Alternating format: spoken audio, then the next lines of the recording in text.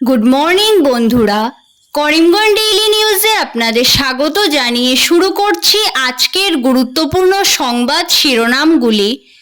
Assam direct recruitment পরীক্ষার তৃতীয় বর্গের উচ্চতর মাধ্যমিক পর্যায়ের চাকরি পরীক্ষার অ্যাডমিট কার্ড প্রকাশ পাবে আজ সকাল বেলা 11টায়।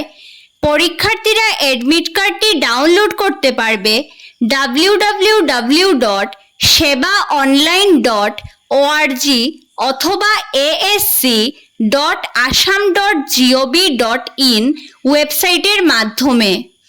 পিএম কিষাণ প্রকল্পে 8,44,00,000 ভুয়ো সুবিধাভোগী, ফুটে উঠল কোটি কোটি টাকা তছরূপের ভয়াবহ দৃশ্য। ক্যাগ রিপোর্টে প্রকাশ পেল রাজ্যে ব্যাপক অনিয়মের ছবি। বিস্তারিত থাকবে প্রতিবেদনে। ভূপেন বরা নয়, 26-এর বিধানসভা নির্বাচনে গৌরব গগৈকে দলের মুখ হিসাবে চেয়ে এআইসিসিকে চিঠি 19 বিধায়কের। প্রদেশ সভাপতি বদলের চর্চায় আলোড়ন সৃষ্টি হলো কংগ্রেসে। ফিল্মি কায়দায় পুলিশের গাড়ি থেকে অভিযুক্তকে ছিনিয়ে নিয়ে গেল দুষ্কৃতীরা। কাঠিগড়ার ভারত বাংলা সীমান্তে ঘটল অঘটন, এজাহারকারীর উপর আক্রমণ, আহত একজন। রাজ্য সরকারের ঋণের পরিমাণ যে অবাধে বাড়ছে সেই তথ্য প্রকাশ পেল ক্যাগের রিপোর্টে। 5 বছরে 107% বাড়ল সরকারের ঋণের পরিমাণ। নারী নির্যাতন বন্ধ করতে দ্রুত সিদ্ধান্ত নেওয়া জরুরি, বললেন প্রধানমন্ত্রী নরেন্দ্র মোদী। আরজিকর কাণ্ডে বিচারপতিদের বার্তা মোদীর। কাঠিগড়া এবং বরখলায় অকাল ঝড় তুফানে ক্ষতিগ্রস্ত হলো একাধিক বাড়ি। ঝড় তুফানে 12 ঘন্টারও অধিক সময় বিদ্যুৎ বিচ্ছিন্ন ছিল বহু গ্রাম। আগামী 3 দিন বজ্রবিদ্যুৎ সহ বৃষ্টিপাতের সম্ভাবনা রাজ্যে। রেল লাইন সংস্কারের কাজে গ্রামীণ সড়কে ভারী যানবাহন চলাচল, প্রতিবাদ স্থানীয় মানুষের। পুলিশের হস্তক্ষেপে নিয়ন্ত্রণে এলো পরিস্থিতি। 2 ছাত্রের মারপিটের ঘটনাকে কেন্দ্র করে তীব্র উত্তেজনাকর পরিবেশের সৃষ্টি হল ধোয়ারবন বর্জালেঙ্গায়। সড়ক অবরোধ স্থানীয়দের। পুলিশের গাড়িতে ভাঙচুর চালালো ক্ষুব্ধ জনতা। মারপিটের ঘটনায় আহত হলেন 10 জন। বিস্তারিত প্রতিবেদনে যাওয়ার আগে প্রত্যেক দিনের গুরুত্বপূর্ণ খবর পেতে অবশ্যই ভিডিওটিতে একটি লাইক করে ইউটিউব চ্যানেলটি সাবস্ক্রাইব করে পাশের বেল আইকনটি বাজিয়ে রাখবেন এবং ফেসবুক পেজটি ফলো করে ভিডিওটি শেয়ার করবেন। এবার সংবাদ শিরোনামগুলোর বিস্তারিত হলো। কৃষকদের অর্থ সাহায্য দিতে পিএম কিষাণ প্রকল্প এনেছিলেন প্রধানমন্ত্রী নরেন্দ্র মোদী, কিন্তু অসমে সেই প্রকল্পে কোটি কোটি টাকা তছরূপের ভয়াবহ ছবি ফুটে উঠল ক্যাগের রিপোর্টে। ভুয়ো অযোগ্য সুবিধাভোগী সৃষ্টি করে হাতিয়ে নেওয়া হয়েছে কারি কারি টাকা। রাজ্যে 8,44,672 জন ভুয়ো সুবিধাভোগীর ব্যাংক অ্যাকাউন্টে হস্তান্তর করা হয়েছিল 566.41 কোটি টাকা, কিন্তু রাজ্য সরকারের চেষ্টায় টাকা ফিরিয়ে দিয়েছেন মাত্র 2,233 জন ভুয়ো সুবিধাভোগী। ফিরে এসেছে মাত্র 1,37,00,000 টাকা।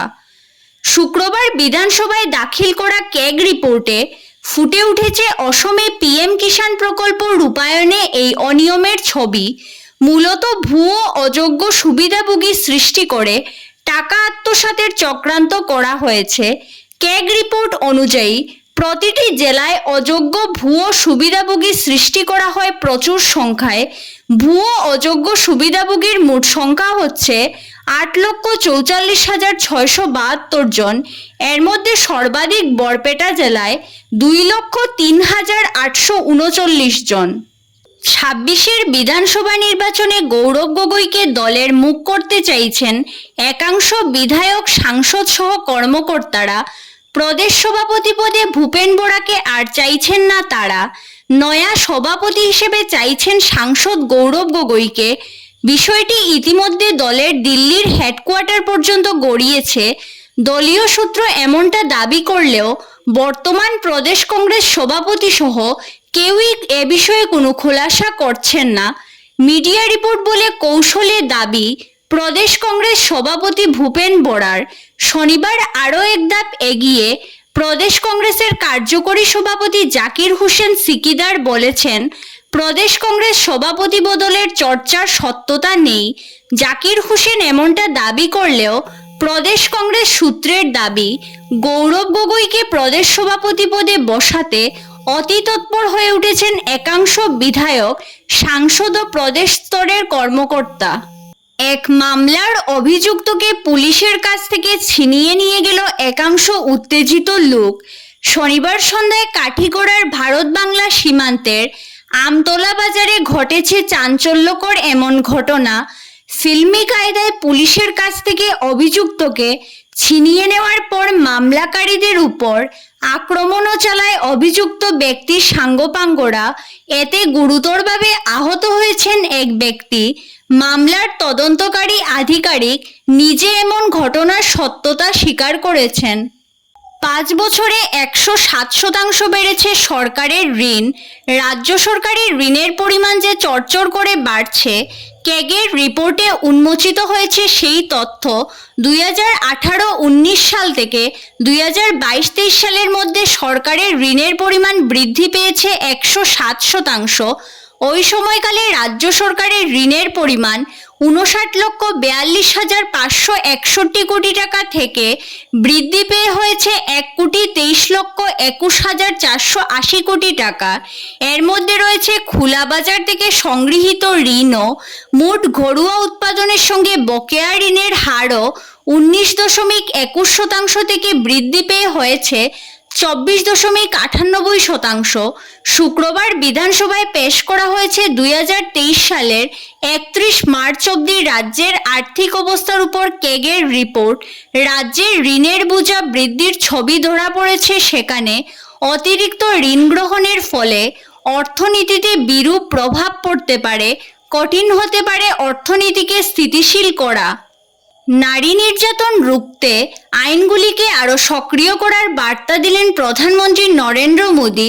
প্রধানমন্ত্রীর স্পষ্ট কথা, নারী নির্যাতন আটকাতে বহু আইন রয়েছে, কিন্তু সেগুলিকে আরও সক্রিয় করতে হবে। তবেই নারী নির্যাতন পুরোপুরি বন্ধ করা যাবে, মহিলাদের নিরাপত্তা সুনিশ্চিত করা সম্ভব হবে। নারী নির্যাতন, শিশুদের নিরাপত্তার মতো বিষয়গুলি এখন সমাজে অত্যন্ত গুরুত্বপূর্ণ হয়ে উঠেছে।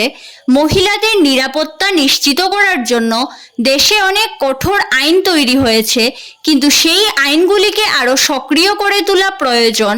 মহিলাদের বিরুদ্ধে নৃশংসতার ঘটনায় যত দ্রুত সিদ্ধান্ত নেওয়া যাবে, নিরাপত্তার ক্ষেত্রে তত বেশি নিশ্চয়তা পাওয়া যাবে, বললেন প্রধানমন্ত্রী নরেন্দ্র মোদী।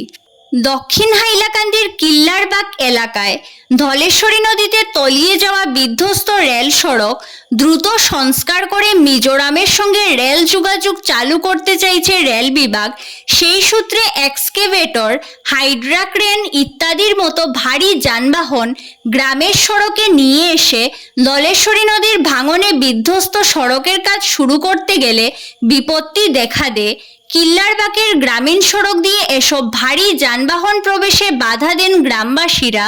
তাদের মতে দীর্ঘ গণদাবির পরিপ্রেক্ষিতে পঞ্চায়েত তহবিল থেকে কোনো মতে সিসি ব্লক দিয়ে রাস্তাটি তৈরি করা হয়েছে। রেলের বরাদপ্রাপ্ত কন্ট্রাক্টরের ভারী যানবাহন গ্রামীণ এই সড়ক দিয়ে চলাফেরা করলে সড়কটি নষ্ট হয়ে যাবে। বিষয়টি নিয়ে শনিবার কিল্লারবাগ গ্রামে এক উত্তেজনাকর পরিস্থিতির সৃষ্টি হয়। গ্রামবাসী জড়ো হয়ে প্রতিবাদে নামেন। গ্রামবাসীদের দাবি, রেল বিভাগের খাস জমি পড়ে রয়েছে রেল লাইনের পাশে, সেখান দিয়ে সড়ক তৈরি করে কাজ করতে পারেন রেলের কন্ট্রাক্টর। অকাল ঝড় তুফান কার্যত তছনছ করে দিল কাঠিগড়া বরকলার বহু ঘরবাড়ি। মানুষের ঘরের উপর ভেঙে পড়ল বিশাল বিশাল গাছ। জগদীশপুরে একই ঘরের উপর উপড়ে পড়ল 8টি গাছ। অকালেই ঝড় তুফানে 12 ঘন্টারও অধিক সময় বিদ্যুৎ বিচ্ছিন্ন ছিল বহু গ্রাম। শুক্রবার দিনভর ছিল তীব্র গরম। সমস্ত দিন গরমে হাঁসফাঁস করেন সাধারণ মানুষ। দিনভরের এই গরমের পর রাতে নেমে আসে বৃষ্টি, আর এই বৃষ্টিপাতের সঙ্গে কাঠিগড়া এবং বরখলার বিভিন্ন এলাকায় আছড়ে পড়ে প্রবল ঝড় তুফান। ফলে ব্যাপক ক্ষতিগ্রস্ত হন একাংশ লোক। অকালেই ঝড় তুফানে গাছপালা পড়ে বহু লোকের ঘরবাড়ি ক্ষতিগ্রস্ত হয়।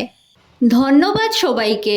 আরও নতুন নতুন খবর পেতে করিমগঞ্জ ডেইলি নিউজ পেজটিকে ফলো করে সঙ্গে থাকুন।